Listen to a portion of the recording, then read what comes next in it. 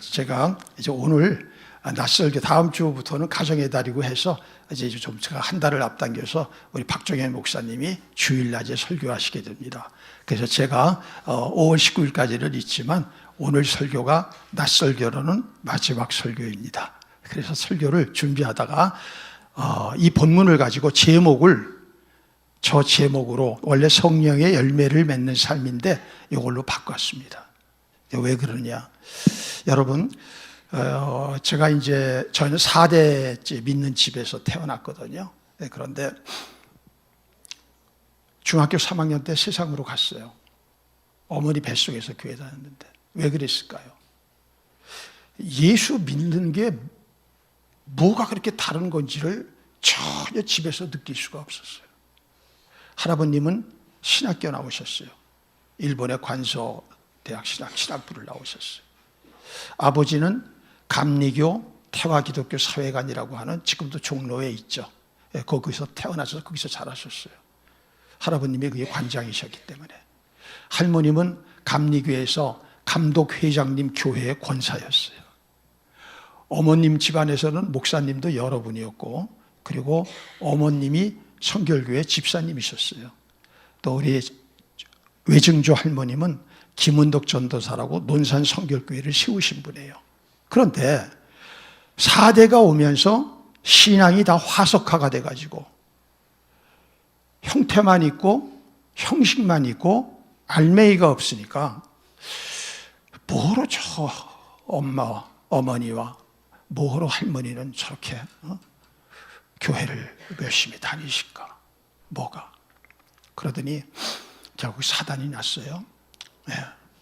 할아버님이 억울한 누명으로 많은 어려움을 겪으시고, 그리고 7년 동안 국가와 상대하고 피나는 싸움을 아버지가 벌리셔가지고 승리는 했지만, 승선은 했지만 너무도 많은 걸 잃어버리셨어요.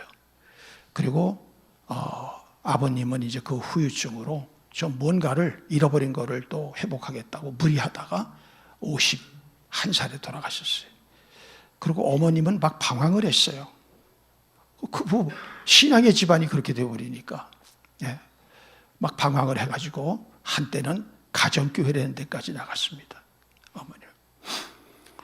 아버님은 결국은 마지막에 불신자로 돌아가셨습니다. 이것들을 다 제가 보면서 이거 뭐 교회 다닌다는 게 뭐가 다른가? 그래서 저는 교회를 어려서부터 다 알고 주일학교에서는 회장을 했고 제가 성경도 줄줄이 암송을 하고 막 그랬습니다. 그래 그게 아무짝에도 소용이 없는 거예요. 그리고 20년을 제 마음대로 살았습니다. 집에서는 난리가 났습니다. 교회 안 나가는 게 왜 그렇게 중요한지 뭐 난리가 났어요. 그런데 제가 성이 고시기 때문에 고집이 있습니다.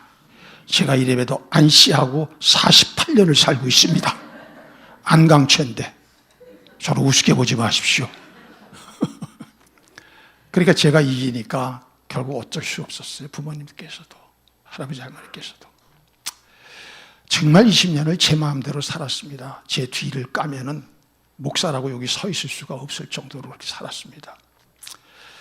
그러다가 사업가가 됐는데 사업이 부도가 나고, 부도난 것을 또 살려보려고 3년을 하다가 오히려 딱 2배가 됐습니다. 그리고 자살을 2번 기도하고 이런 지옥 같은 삶을 살다가 우리를 불쌍히 여긴 그 아파트 단지 안에 홀로 사는, 그러니까 과부시죠. 미망인이시죠. 그분이 우리 가정이 저렇게 망하고 우리 가정이 그렇게 힘든 것을 눈여겨보셨던 거예요. 그래서 잘 자연스럽게 접근하셔가지고 우리를 전도하셨습니다. 그래서 교회를 나갔어요. 제가 사실 교회 나간 거는 나가고 싶어 나간 게 아니라 그분이 우리를 교회로 데려가기 전에 그분의 사랑이 너무나도 이해할 수 없는 사랑을 하셨어요. 우리는 그래서 사업이 부도가 나니까 돈도 하나도 없고 라면도 먹지 못하는 상황까지 갔어요. 아이들도 유치원도 못 가는 거예요. 그런 이제 집도 경매가 돼가지고 그 강남 청담동에서 꽤 괜찮은 데 살았습니다. 그리고 어떻게 경매가 되고 나갔기 때문에 이제 얼마 있으면 쫓겨나야 돼요. 그런 상황에서 전도를 받았거든요. 그런데 이분이 우리 집에 쌀 떨어지면 쌀 갖고 오고, 아이들 과자 사오고, 아이들 데려다가 교회에 옛날에 그 선교원이라고 있었습니다. 거기 갖다 데려다 주고, 그러더니 나중에는 자기 집문서를 갖고 왔어요. 동일이 아빠, 제 딸이 동일인데, 동일이 아빠, 이것 가지고 은행에서 잡혀서 대출 받으셔서 사업 다시 하세요. 아니, 세상에 다 망해서 그때는 친구도 다 떨어져 나가고 단 한 명도 안 남더라, 친구가. 제 사무실에는 항상 제가 퇴근하기 전에 바깥에 나갔다 들어오면은 제 대표이사실에 6명 내지 7명이 항상 죽치고 있었어요. 단 한 명도 없어요. 집안도 친척 굉장히 많았는데 단 한 명도 없어요. 우리 삼촌들 엄청나게 우리 집에 도움을 받았거든요. 한 명도 없어요. 그런데 세상에 이 아무 관계가 없는 사람이 집문서를 갖고 와서 이걸로 은행에 맡겨서 사업을 하는 게 이해가 됩니까? 그래서 그분이 교회를 가는 게 난 소원이래. 그래서 한번 따라갔습니다. 병들고 부도 났어요. 너무 창피해서 저 맨 뒤에 가 있었어요. 근데 그 다음 주에 한 번만 가기로 했는데 또 오셨어요. 근데 제가 마음이 약해서 한 번 또 왔습니다. 그리고 또 그래요. 그래서 세 번은 해줘야지. 이걸로 딱 끊는다. 근데 그날 예배 시간에 하나님을 만났습니다. 찾아오신 거죠, 하나님. 그로부터 2년을 울고 살았어요. 2년을 울고. 거듭남이라는 게 무언지, 예수 믿는 사람이라는 게 누군지, 그때 비로소 알게 된 겁니다. 그리고 그 어마어마한 빚 다 갚고, 그 다음에 저를 부르셔서 목회자로 지금까지, 제 나이가 한국 나이로 77세입니다. 제가요. 지금까지 이렇게 목회를 하게 하신 거예요. 다 병들고 위장 잘라지고 다 끝난 인생을. 여러분, 주님 만나셨나요?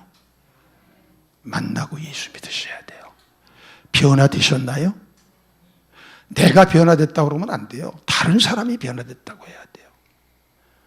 나하고 함께한 사람이 변화됐다. 아내가 변화됐다고 그러고, 남편이 변화됐다고 그러고, 부모가 변화됐다고 그러고, 자식이 변화됐다고 그러고, 친구들이 변화됐다고 그러고, 동창이 변화됐다고 그러고, 회사 종업원이 변화됐다고 그러고, 예. 다른 사람이 변화됐다고 해야 됩니다. 믿습니까? 내가 변화됐다고 우기는 건 소용없어요. 다른 사람이 날 보고, 야, 너 무슨 일 있는 거야? 왜 그렇게 된 거야? 도대체 무엇 때문에 그렇게 된 거야? 그렇게 우리가 변화되는 것이 참 신앙입니다. 하나님 만난 사람, 성령을 받은 사람, 그 성령을 따라 사는 사람, 이 사람들이 그렇게 사는 사람입니다. 저는 오늘 설교 제목 여러분 다시 한번 잘 읽어보세요. 시작. 성령을 따라 사는 삶. 이 삶 말고 그리스도인들이 살아가는 The way of life, 삶의 방식은 없습니다. 이것도 있고 저것도 있는 게 아닙니다. 유일한 삶의 방식입니다. 이게 안 되고 한국교회가 이걸 가르치지도 않았고, 이걸 소중히 여기지도 않았고, 이걸 보여주지도 않아서 이 꼴이 된 겁니다. 한국교회가. 그러나 지금도 이렇게 사는 교회, 이렇게 사는 목사, 이렇게 사는 장로, 이렇게 사는 안수집사 권사가 있는 교회는 전혀 다른 교회입니다. 믿습니까? 교회라고 똑같은 교회가 아니에요. 십자가 달았다고 똑같이 교회가 아니에요. 그 안에는 계시록 보면 사탄의 회도 있어요. 사대교회 같은 데 보세요. 그러나 그게 참교회들은 거기 성도들이 저렇게 사는 거예요. 저는 이제 질문합니다. 여러분, 성령을 따라 사시나요? 자신 있게 얘기하세요. 성령을 따라 사시나요? 여기에 답할 수 있으셔야 돼요. 이거에 답할 수 없는 사람은 마지막 날 안 됐지만 하나님 앞에 못 섭니다. 서고 싶어도 못 섭니다. 목사라고 쓰는 게 아닙니다. 장로라고 쓰는 게 아닙니다. 권사 집사라고 쓰는 사람이 아닙니다. 성령을 따라 사는 사람만 섭니다. 오늘 그거에 대해서 제가 설교하는 겁니다. 마지막 설교, 주일낮에 새벽은 목사님이 좀 도와달라고 그러셔서 저도 좀 쉬고 싶지만 도와드릴 겁니다. 목사님이 4명이 하던 거를 2명이 하니 얼마나 힘드세요. 여러분들도 많이 목사님 도와주세요. 저 왔을 때처럼 하면 안 됩니다. 그렇게 하면 목사님 못 견뎌요. 차근차근히 잘 정착하실 수 있도록 도와주세요. 그래서 그렇게 하셔야 됩니다. 자, 오늘 이 갈라디아서라고 하는 책은 어떤 책인지 아세요? 로마서와 더불어서 복음에 대한 교과서라고 얘기를 하는 책이에요. 복음 그러면은 로마서 갈라디아서입니다. 그러나 결이 다릅니다. 로마서하고 갈라디아서는. 갈라디아서는 오늘 이 성경에서는 아시아라고 그랬고, 이 아시아는 오늘날의 소아시아, 터키 지역을 얘기하는데, 터키의 한가운데 해발 700m 내지 한 800m 되는 고지대입니다. 거기 있는 지대를 갈라디아라고 그래요. 그래서 거기 있는 그 지역을 바울이 선교하면서 그 교회를 세웠습니다. 그게 거기 보면 루스트라라는 곳도 있고, 또 피디에 안디옥이라고 하는 그 도시도 있고, 여러 가지 도시가 있는데 세웠어요. 그래서 그 사람들이 이방인이죠. 그러니까 유대인이 아니라 그 이방인들이 예수를 믿고 구원을 받고 아주 기쁨을 누리고서 살았습니다. 여러분, 예수 믿으면 어떤 기쁨이 오는 줄 아세요? 그냥 교회 다니지 말고 정말 거듭나면은, 그거를 오늘 성경은 13절에 이렇게 표현합니다. 같이 한번 읽어봅시다. 형제들아, 너희가 자유를 위하여 부르심을 입었으나 그러나 그 자유로 육체의 기회를 삼지 말고 오직 사랑으로 서로 종노릇하라. 자유가 2번 나옵니다. 정말로 그 사람이 교회에 와서 복음을 듣고 복음을 믿고 거듭나서 느끼는 게 뭐냐? 자유와 해방입니다. 사람들은 누구나 자유를 갈망합니다. 자유, 해방 마찬가지 뜻입니다. 사람들은 그것 때문에 중세에서도 보면은 프랑스 혁명이나 유럽 혁명 보면 다 핵심이 뭐냐? 자유 아니면 뭐 달라? 죽음을 달라. 그게 그겁니다. 사람은 물론 빵을 먹어야 삽니다. 하지만 때로는 빵보다도 더 중요한 게 자유입니다. 자유라는 건 무엇입니까? 구속되지 않은 상태. 무언가 누군가에 의해서 억압되고 제한받고, 그리고 그에게 강압적으로 막 지배받아서 내가 원하지 않은 삶을 강제적으로 사는 거. 그런 삶을 벗어나는 것을 바라는 거. 그게 자유거든요. 자유요. 그럼 사람들은 어떤 구속 가운데 있느냐? 성경은 철저하게 뭐라고 그러냐? 구원받지 못한 사람은 종노릇하는 사람이다. 노예 같은 삶을 사는 사람이다. 그렇게 얘기를 합니다. 1941년 1월 6일 전 세계는 이제 경제공황, 대공황이 왔습니다. 전 세계가 대공황이에요. 미국이 아주 그냥 초토화됐습니다. 거지들이 길거리에나 아사자까지 생기고, 그때 대통령이 프랭클린 시어도 루즈벨트입니다. 이 루즈벨트가 의회에서 선언을 합니다. 무슨 선언을 하느냐? 모든 사람, 모든 만민은 4가지로부터 자유롭게 될 그러한 권리가 있다. 첫 번째는 뭐냐? 언론, 의사표시. 언론이 자유하게 된다. 왜? 지금도 보세요. 도대체 이 정치하는 사람들의 그 뒤가 뭐가 어떻게 되는지, 어떤 게 옳고 어떻게 그런 건지 몰라요. 재판을 해도 몇 년이 돼도 몰라요. 어느 쪽이 옳은지도 몰라요. 왜 그래요? 그 자유를 교묘하고 교활하게 제한하는 거죠. 그래서 첫째로 모든 사람이 알아야 된다는 거예요. 언론으로부터 자유입니다. 두 번째는 뭐냐? 신앙으로부터 자유입니다. 미국이 어떤 나라입니까? 청교도 신앙으로 세워진 거 아니에요? 신앙이 구속받으면 안 된다는 것입니다. 우리나라 헌법에도 있지 않습니까? 세 번째는 뭐냐? 결핍과 부족으로부터 자유입니다. 가난해서 빵도 못 먹고, 어느 집은 냉장고가 그냥 막 3개, 4개로 썩어져 나가 음식이에요. 근데 어느 집은 1,000원짜리 빵 하나를 사 먹지 못해요. 이게 지금 오늘 현실 아닙니까? 세계에. 그래서 모든 사람은 결핍으로부터, 또 부족으로부터, 가난으로부터 벗어날 자유가 있다. 그리고 4번째가 공포와 두려움으로부터 벗어날 자유가 있다. 그래서 이것이 나중에 유엔에서 인권선언문의 전문이 됩니다.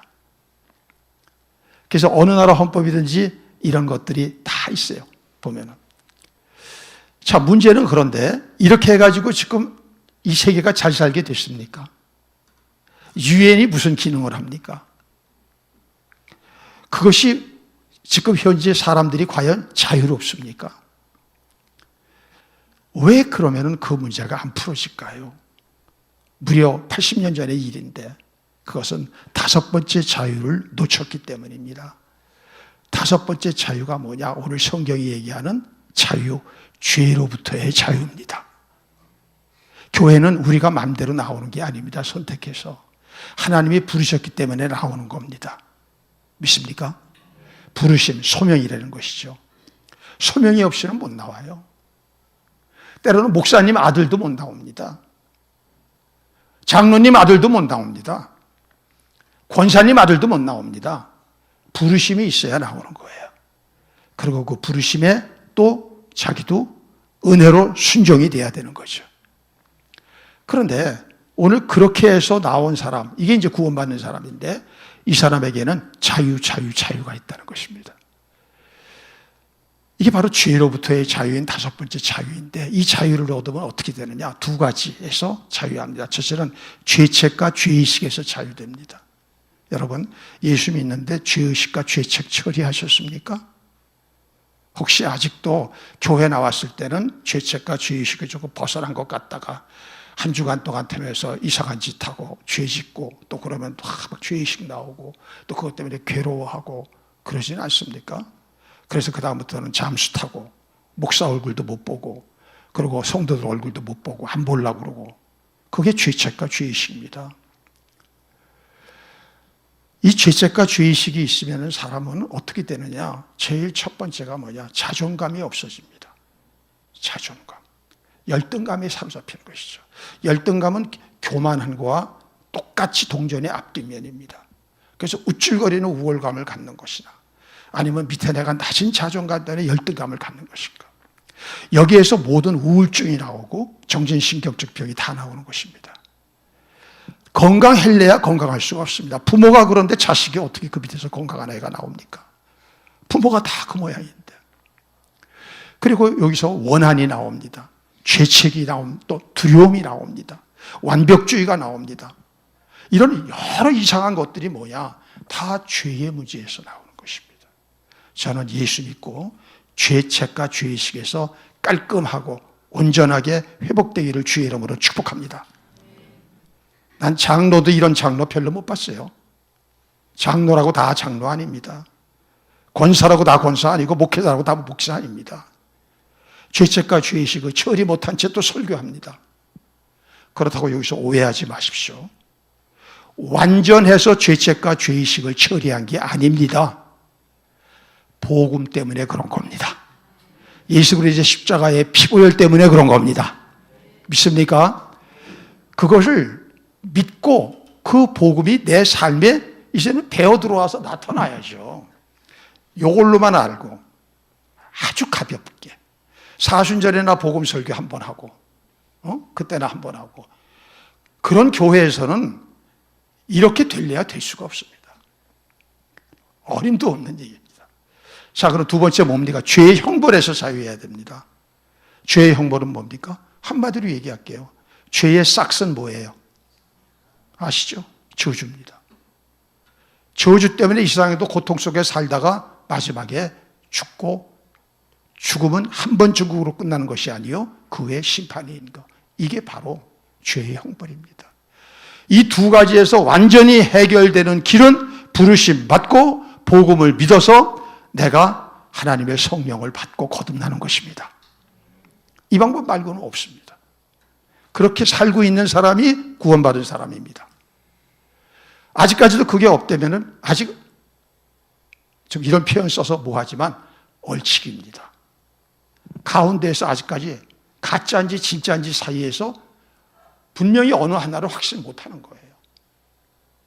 우리는 오늘 이 짧은 설교에서도 한쪽으로 확신 가질 수 있습니다. 믿습니까? 수십 년 동안 내가 믿어도 저도 다 상담을 해보고 수없이 많은 장로들도 수없이 많은 목회자들도 다 상담했어요. 자, 그렇게 살았으니까. 나중에 장로 되면은 자기 안에 있는 처리하지 못한 죄책과 죄의식을 누구한테 얘기합니까? 누구한테 얘기해요? 자기 교회 목사한테 얘기합니까? 그냥 남의 교회 목사한테 얘기합니다. 이런 우스꽝스러운 일이 벌어지는 거예요. 그래서 여러분, 교회는 분명한 복음에 대한 선포가 있고 이해가 있고 하나님의 은혜로 믿음이 있어야 돼요. 이 사람들에게 성령이 임합니다. 성령이 임합니다. 성령을 받으셔야 됩니다. 이거 없이 다니면 쭉쟁이가 되는 겁니다. 쭉쟁이는 알곡과 다른 게 뭐예요? 그 안에 알맹이가 없는 거 아니에요. 열매가 없는 거 아니에요. 그 안에. 그게. 이게.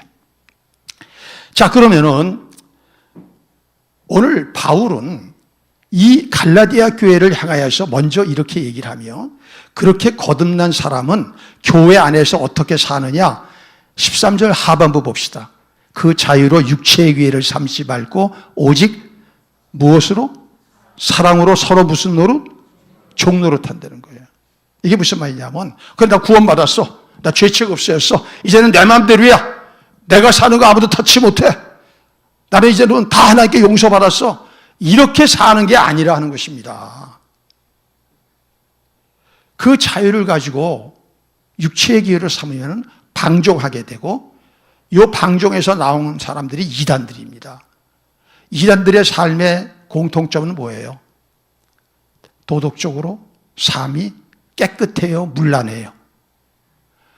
성적인 것에 관계돼 있어야 안 돼 있어요? 거의가 성, 돈 이런 관계가 지저분하고 더러운 삶을 살잖아요. 이게 그렇게 살면 안 된다 이거예요. 육체의 기회로 삼지 말고 구원받았으면 이제는 네가 자유하게 됐지만 내 자유를 일부 반납하는 거예요. 누군가에게 자기의 자유를 맡기는 겁니다. 누군가에게 하나님께, 성령께. 그래서 그 다음부터는 교회 안에서 얘기하는 거예요. 교회 안에서 우쭐거리고 잘난 척하지 말고 교회 안에서 내가 상대의 종노릇하라 이거예요. 집사님의 종노릇, 성도님의 종노릇, 또 우리 청년들의 종노릇, 또 우리 어린아이들의 종노릇. 그래서 섬기라 하는 것입니다. 종노릇하라는 건 노예처럼 되는 게 섬기라. 섬기라. 왜 그래요? 교회는 그리스도의 몸 안에요. 우리는 다 지체 안에요. 지금 여러분, 지금 말을 하죠. 제가 말해서 설교를 하는데 지금 제 안에서 누가 섬깁니까? 얘가 섬기잖아요. 손이. 얘가 지금 제가 말하는 거를 섬기고 있죠. 이게 종노릇의 뜻입니다. 믿습니까? 그렇게 사는 게 교회입니다. 사람들이. 근데 교회가, 난 이 교회 오래 내가 다녔어요. 터줏대감이야. 나는 직분이 집사야. 나는 권사야. 나는 안수집사야. 나는 장로야. 나는 목사야. 이러면은 이게 종노릇입니까? 아니면은 자유를 갖다가 다 장악하는, 족쇄같이 다 장악하는 포학자요, 니무롯 같은 자입니까? 교회가 이렇게 된 거예요. 수많은 교회들이에요. 그래서 지금 교회가 이렇게 엉망진창들 되고 교회를 세상 사람들이 안 오고. 여러분 지금 아시잖아요. 세상에서 지금 대통령이 나 대통령이야 그럽니까? 기업 회장이 나 CEO야 그럽니까? 다 자기들이 겸손하게 하고 오히려 직원들 다 헤아리고 직원들 앞에서 다 절하고 막 이런 식으로 하잖아요. 왜 그러냐? 지금은 핵개인 시대예요. 모두가 왕이에요.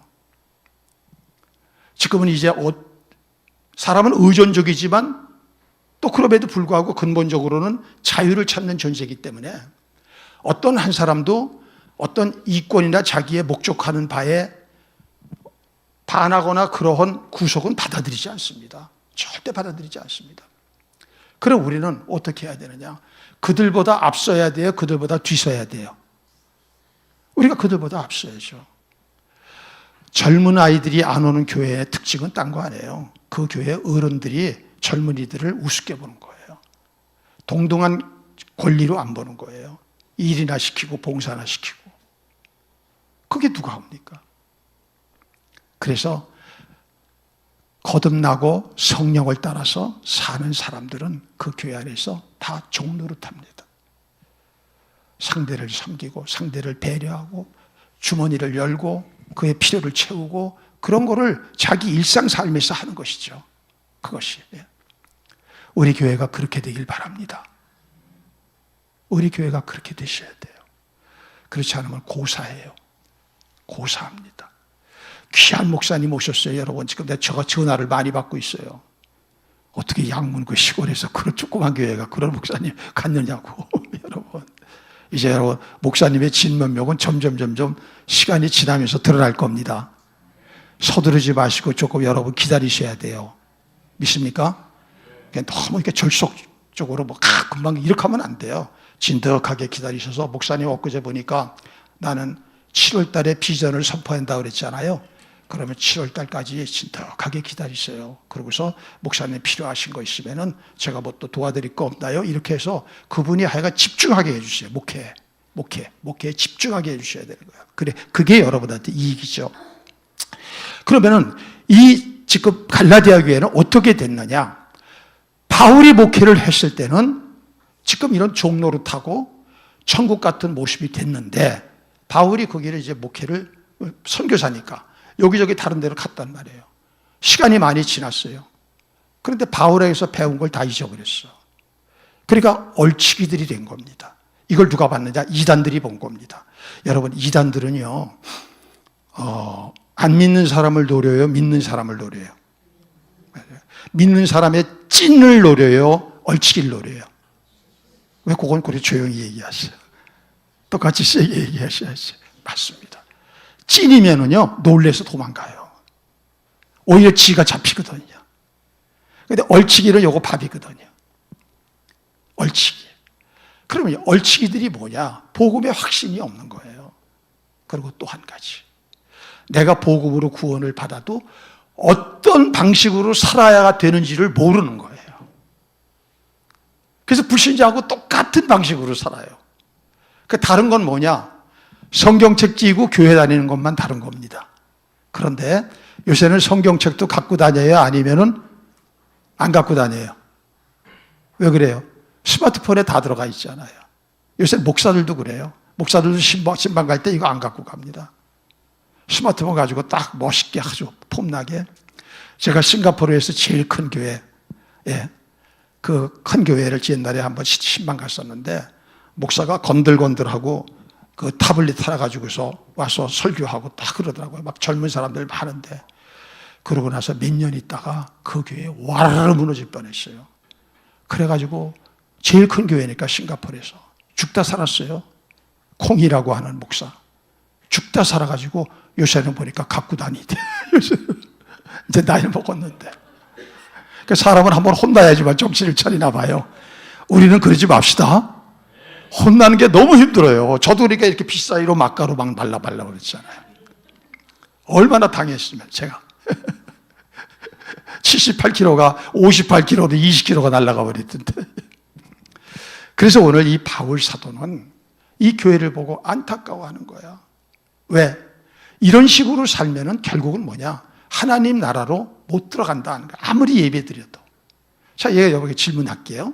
구약에 보면 이스라엘 백성이 망하지 않습니까? BC 586년에 예루살렘이 다 망하고 왕 시드기야는 붙들려 가가지고 객군형으로 도망가다가 붙들려 가지고서는 비참하게 자기 아들이 목전에서 죽고 눈알 뽑히고 그렇게 살지 않아요? 그런데 그 이스라엘이 망하는 날까지 제사 드렸어요? 안 드렸어요? 드렸어요? 안 드렸어요? 성전을 굉장히 소중히 생각하기 때문에 아침 소제, 저녁 소제 다 망할 때까지도 드렸어요. 그리고 자기는 안전하다고 생각했어요. 예배가 여러분의 구원을 보증해 주지 않습니다. 착각하지 마세요. 예배를 10번, 100번 드린다고 여러분의 구원이 보증되지 않아요. 예. 그런 보증은 뭐냐? 여러분이 예수 그리스도를 믿음으로 그 안에 임하는 변화인데, 그게 성령의 내주예요. 성령이 안으로 들어가시는 거예요. 여러분 심령 안으로 들어가시는 거예요. 어떻게? 자, 그림 보여주세요.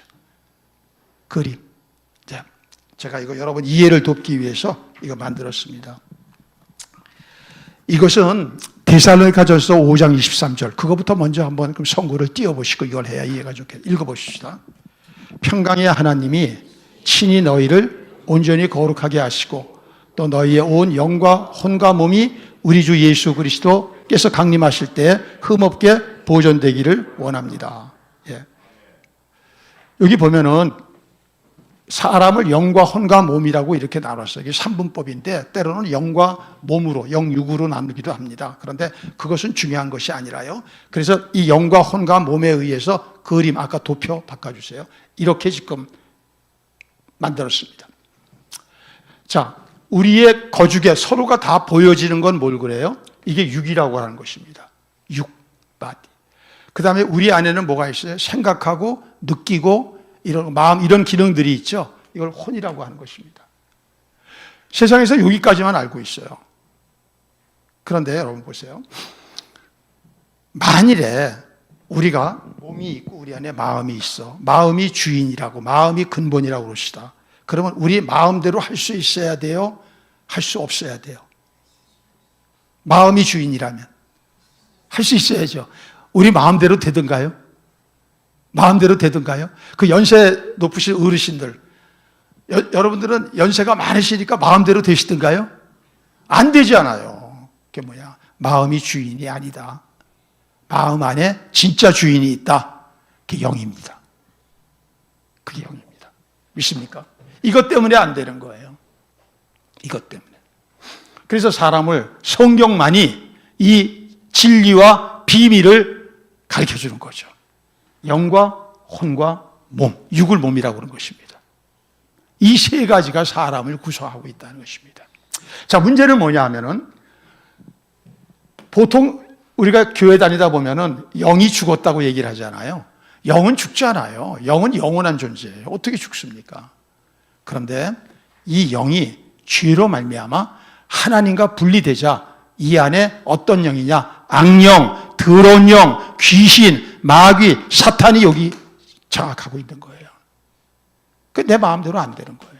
자유는 뭡니까? 자유는 내가 원하면 하고 원하지 않으면 안 하고를 내가 자유를 할 수 있어야 돼요. 이렇게 사는 사람이 실패합니까? 이렇게 사는 사람이 가서 경제가 실패하고 또 관계에 실패하고 직장 실패하고 사업 실패합니까? 그럴 수가 없잖아요. 그렇죠? 우리가 이거 하지 말아야 되겠다고 안 하는 되는데 하지 말아야 되는데 기여하거든요. 해야 될 건 또 그냥 게을러 가지고 못 하거든요. 왜냐? 내 안에 나쁜 주인이 있는 거예요. 그게 마귀입니다. 여러분, 자기를 너무 고상하게 보지 마세요. 성경대로 보세요. 그래서 이걸 보고 뭐냐? 일평생 죄로 말미암아 마귀의 종로로 타고 산다는 거예요. 이게 바로 복음은 거기서 우리를 놓아주는 겁니다. 로마서 6장 6절 우리 한번 잠깐 보여주세요. 로마서 6장 6절 시작.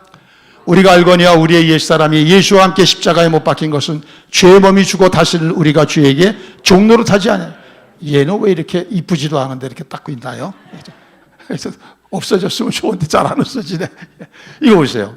죄의 몸이 종로로 탄다 이거예요. 이게 사탄 마귀에 의해서 우리가 죄를 짓고 종로로 타고 일평생 끌려다녀가지고 아니 그 어떻게 밥벌이 하나도 제대로 못하고 가족 하나도 책임 못 지고 남을 도와줄 줄도 모르고 나이를 먹어도 그냥 으들거리가 이거 어떡하지? 나 노후 준비 안 된다. 이게 뭡니까? 이게 사람입니까? 짐승보다도 못하게. 짐승도 그런 걱정은 안 해요. 이게 죄 때문에 이렇게 됐다는 거예요. 여러분 좀 성경 말씀에 겸손해집시다. 요새 교인들은 너무 교만하세요. 교회 조금 다니면 다 아는 줄 안다고 생각하세요. 그렇지 않거든요. 저도 성경 많이 읽었지만 너무도 몰라요. 맨날 설교 한 번만 준비해도 하나님 좀 보여주세요. 깨닫게 해주세요. 이걸 좀 어떻게 좀 바르게 좀 전하게 해주세요. 날마다 그러고 지금까지 왔어요. 목회자로 33년, 만 33년인데. 그런데 성도들은 오히려 다 안 되는 거예요. 지난번하고 본문이 똑같으면 똑같을 줄 알고. 아니요. 깨닫는 게 달라지는데요. 그러니까 여러분, 우리가 성경으로 보면은 아까 다시 그림으로 돌아옵니다. 자, 그림. 여기를 예수 믿기 전에, 복음을 믿기 전에는 귀신이 잡고 있는 거예요. 사탄 마귀가. 그래가지고 그 영향으로 그렇게 저주스러운 삶을 살았던 것입니다. 예수 믿음으로 뭐가 바뀌느냐? 이게 이제는 더 강한 자가 들어왔어요. 강한 자가 누굽니까? 하나님이요, 예수 그리스도요. 이제는 예수 그리스도께서 승천하셨기에 성령이 들어온 겁니다. 하나님의 거룩한 영이 들어온 겁니다. 여러분 안에 거룩한 영이 있습니까? 거룩한 영이 계십니까? 그걸 느끼고 삽니까? 그걸 붙들고 삽니까? 이제부터는 귀신을 따르지 말고 성령을 따라 살려는 거예요. 그렇기 때문에. 그런데 성령을 따라 사는데 그런 결과가 나옵니까? 여기서 여러분이 깨달으셔야 되는 거예요. 나는 이론으로는 알았어. 나는 이론으로는 성령을 따른다고 생각했어. 그러나 내가 귀신을 따랐구나.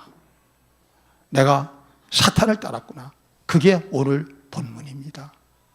자, 오늘 본문 봅시다. 이렇게 나옵니다. 자, 18절부터 읽겠습니다. 너희가 만일 성령의 인도하신 바가 되면 율법 아래에 있지 아니하리라. 육체의 일은 분명하니 곧 거기까지만 읽겠습니다. 일단 자, 육체의 일이라는 게 나옵니다.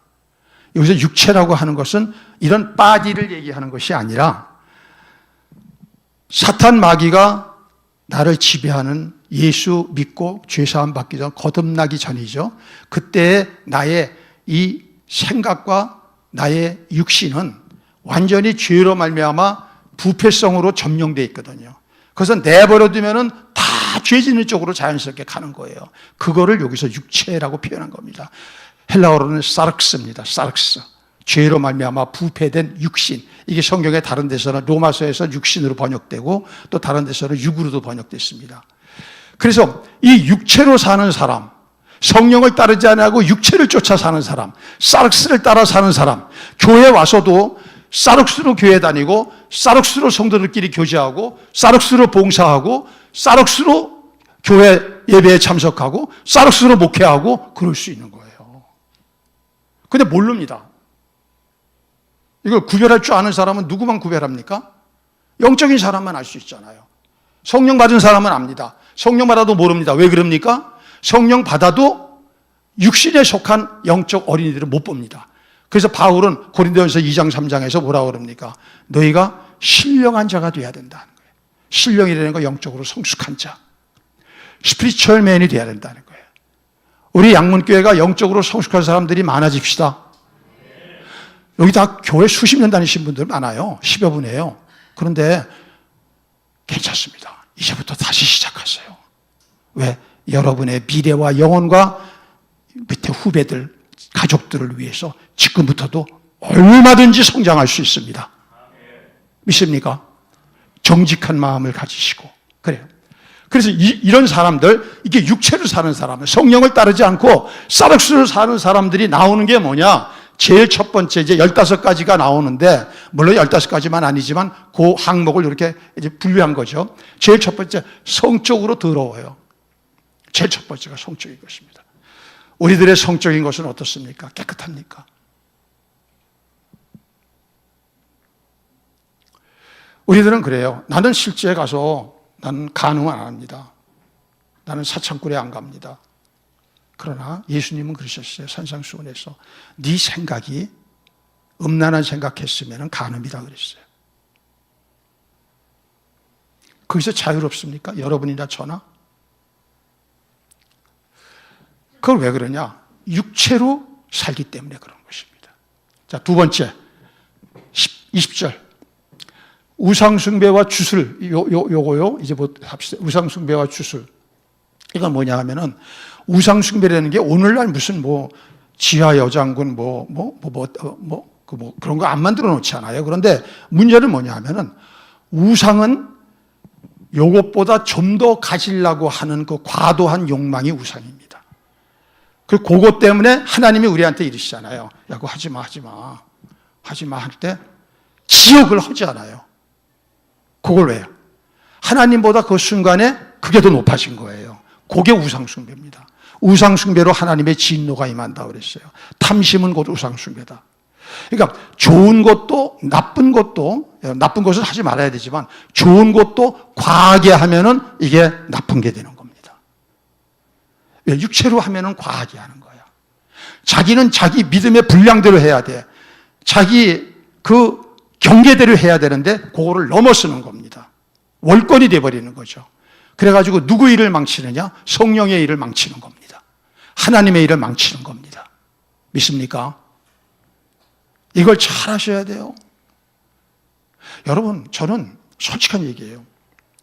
제가 김충기 목사님 교회로 처음에 교회 들어갔을 때 문제를 해결하지 못하는 사람을 못 봤어요. 이너서클에 있는 사람.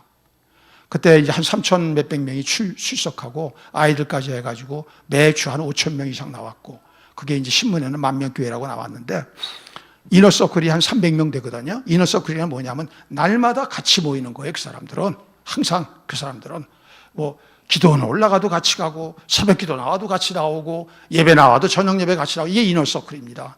이너서클에 들어온 사람들이 문제를 해결하지 못하는 사람이 한 사람도 없었어요. 어마어마한 간증이 나왔죠. 그래서 저도 강남에 25째 아파트값 빚진 거를 갚을 수 있었던 것입니다. 어림도 없죠. 지금 강남 아파트 한 채 값이 얼마입니까? 아무리 지금 싸도 강남에서 20억 이상일 거요. 예. 세상에 그걸 어떻게 갚습니까, 그거를? 부도 나가지고 친구 하나도 없는데, 다 도망가고 친척 하나도 없는데. 그게 뭐냐? 육체로는 안 되는 것입니다. 성령을 따라야지만 되는 겁니다. 저는 교회 와서 사실 문제 있는 분들 보면 제가 마음이 막 아파요. 내가 너무 고생하고 너무 고통하고 막 천덕꾸리가 되고 인간들한테 짓밟히고 제가 이랬기 때문에, 그래서 좀 도와주고 싶은데 거들떠보지도 않아요. 만나려고도 안 해요. 할 수 없죠. 어떡합니까? 서울에서 그렇게 해가지고 문제 해결한 사람이 한두 사람이 아니에요. 지금까지도 그러니까 그 사람들은 고마워가지고 여길 찾아오고 내려오고, 그리고 지금까지도 제 홍삼을 대주고 그러지 않습니까? 목사님 건강해서 계속 그러고. 여기는 쳐다보지도 않아. 그러니까 계속 그렇게 사는 겁니다. 성령을 따르셔야 돼요. 성령을 따르지 않기 때문에 그렇게 되는 겁니다. 그래서 여기 성령을 따른다는 것은 그냥이 아닙니다. 헬라어 원문으로 보면은 계속해서 성령을 따라야 되는 거예요. 근데 따랐다가 안 따라다, 따랐다 안 따라다 똑같죠 뭐. 그건 오히려 더 나빠집니다. 왜? 자기는 착각하거든. 내가 성령을 따르고 있다고. 전혀 안 따르고 있거든요. 우리 계속해서 성령을 따릅시다. 자, 그 다음에 또 이제 우상숭배 이런 것입니다. 주술이라는 건 뭐 설명할 필요 없고요. 그 다음부터 여기서부터가 뭐냐? 이게 사회적 관계적인 죄입니다. 8가지. 자, 원수 맺는 거. 교회 안에 원수는 없습니까? 여러분이 그동안 다니시던 교회에서 원수들 서로가 오래 믿던 장로들끼리, 안수집사끼리, 권사끼리, 심지어는 목사하고 장로가, 목사하고 성도가 그런 거 못 보셨나요? 이게 그겁니다. 분쟁 보셨죠? 분쟁. 시기, 교회 안에서 누군가가 좋은 일이 생기면 기뻐해야 돼요? 시기해야 돼요? 지금까지 그게 뭔데? 이렇게 하고 말해요. 그리고 자기보다 조금만이라도 낫게 살고 더 좋아지고 성공하면은 그걸 그렇게 시기하는 것입니다. 오는 걸 밟아버립니다. 못 일어나게 합니다. 그러니 교회가 어떻게 있습니까? 저는 여러분 정말 솔직한 얘기예요. 목사님이 저보다 나은 점이 굉장히 많아요. 제가 보니까 제 아들하고 나이가 동갑이지만 저는 그래서 기뻐요. 교회가 저보다 못한 사람이 들어오면 교회가 더 좋은 교회 되겠어요? 안 되겠어요? 어림도 없잖아요. 성령의 인도를 받고 성령을 따르니까 이렇게 되지 않습니까? 그래서 저도 제가 뒤에서 표면적으로 안 하고 뒤에서 제가 도울 수 있는 건 목사님 적극적으로 도울 거예요. 제가.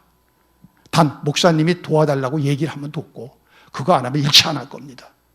저는 서울의 원로교회도 발로 차버리고 나온 사람이요. 내가 왜 원로야? 나는 주님 부르실 때까지 나는 현역이야.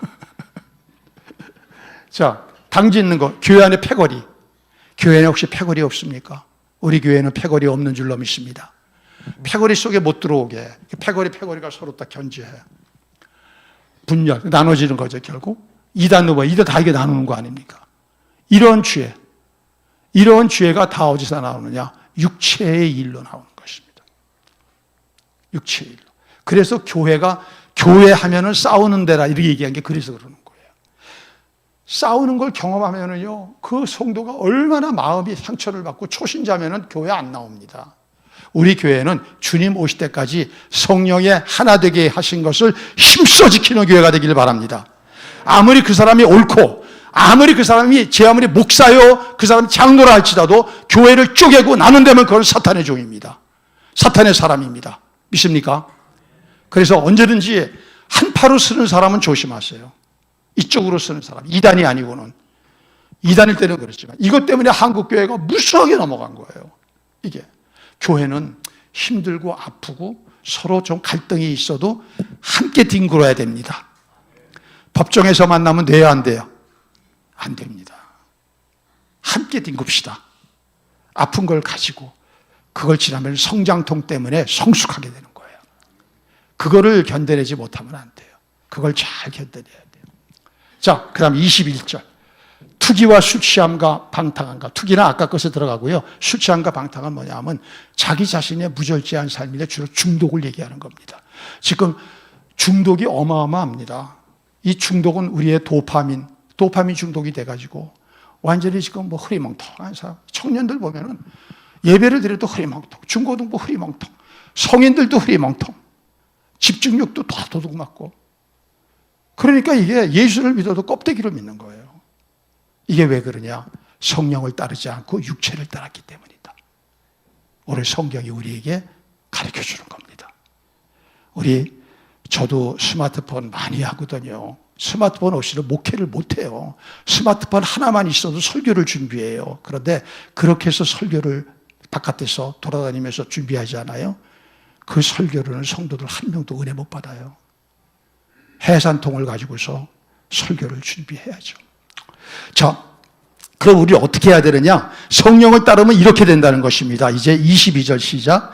오직 성령의 열매는 사랑과 희락과 화평과 오래 참음과 자비와 양선과 충성과 온유와 절제니, 이런 것들이 나오는 게 뭡니까? 이렇게 해야 사람들끼리 교회 안에서 화목하게 되는 거예요. 서로 종노릇하는 거예요. 그리스도의 몸이 탄탄히 세워지는 겁니다. 교회 안에 가난이 추방됩니다. 교회 안에서 사람들이 세워집니다. 청년들의 미래가 열어집니다.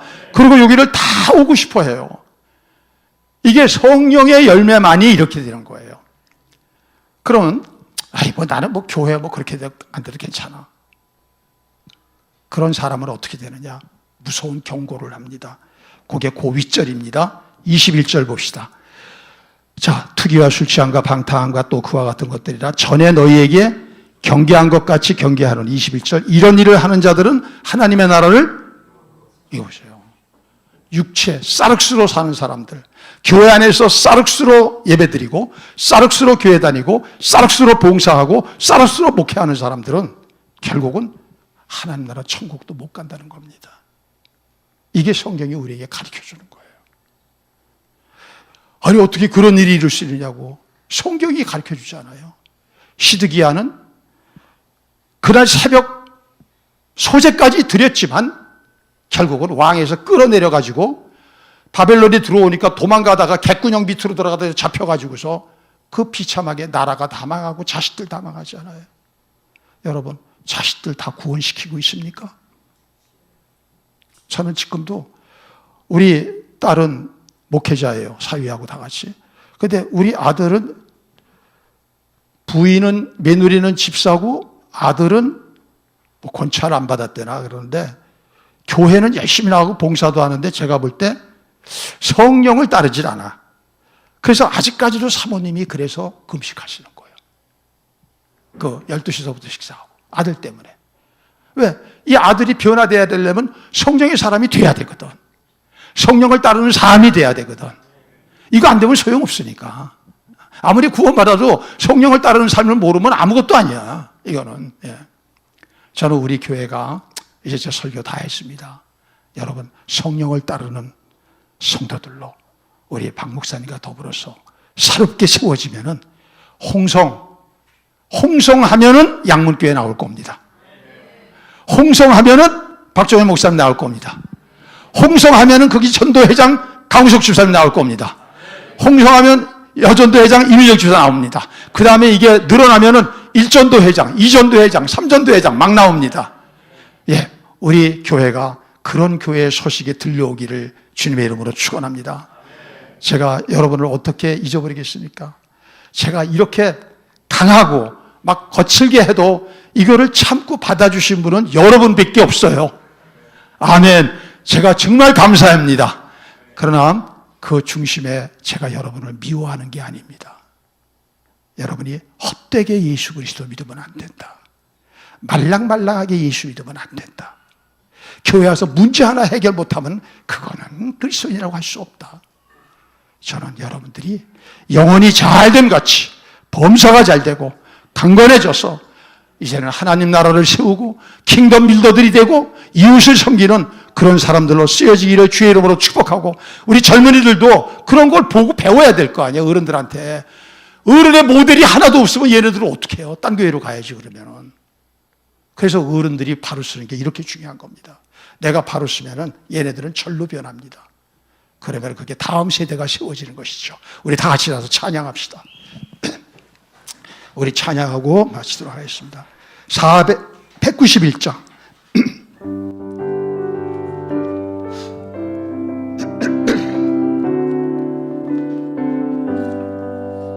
내가 매일 기쁘게 주의 길을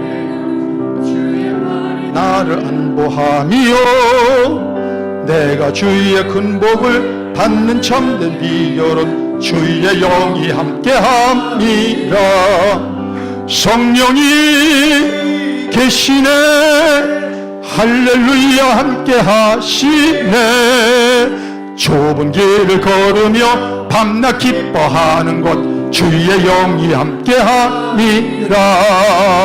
전내 죄에 빠져서 평안함이 없을 때 예수 십자가의 공로 힘입어 그 발 아래 엎드려 참된 평화 얻음은 주의 영이 함께함이라. 성령이 계시네 할렐루야 함께하시네. 좁은 길을 걸으며 밤낮 기뻐하는 것 주의 영이 함께함이라. 나와 동행하시고 모든 염려하시고 내가 기쁜 마음으로 주의 뜻을 행함은 주의 영이 함께함이라. 아멘. 성령이 계시네 할렐루야 함께하시네.